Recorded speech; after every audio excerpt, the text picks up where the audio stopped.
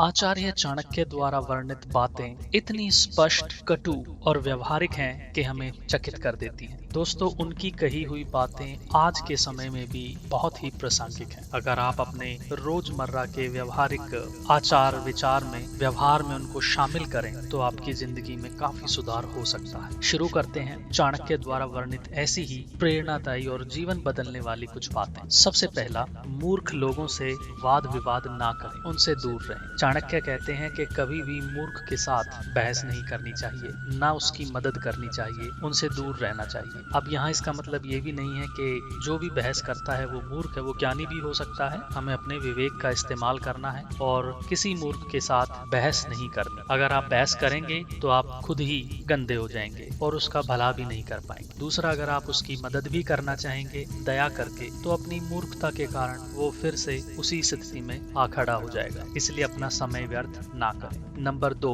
अपनी कमजोरी किसी भी प्रकार की किसी को भी ना बताएं, चाहे वो आपकी प्रिय पत्नी या माता ही क्यों ना हो। उदाहरण, रावण की सारी कमजोरियां उसका भाई विभीषण जानता था। जब संधि समय था, जब वो आपस में प्रेम से रहते थे, तब कोई बात नहीं थी, लेकिन जब उनकी लड़ाई हुई, उनके मतभेद हुए, तो वो रहस्य विभीषण ने राम को बता दिया और रावण की मृत्यु का कारण बना। तो चाणक्य जी यही कारण बताते हैं कि जो आपका गहरा प्रिय मित्र है या प्रियतमा है, जब उससे आपकी लड़ाई होगी या मतभेद होंगे, जो कि कभी भी हो सकते हैं, तो आपके रहस्य आपके खिलाफ इस्तेमाल किए जाएंगे। अपनी माता को भी रहस्य ना बताने का कारण ये है कि माता आपका अहित नहीं चाहेगी, लेकिन जब आप फैसले लेंगे तो आपको परेशानी होगी, आप पर शक किया जा सकता है, आपको अड़चने महसूस होंगी। अगर कोई आपके रहस्य नहीं जानता तो आप पर उंगली, सवाल, शंका नहीं कर पाएगा। नंबर 3, चाणक्य कहते हैं कि सभी पर विश्वास ना करें। विश्वास करने में बहुत सोच समझकर ही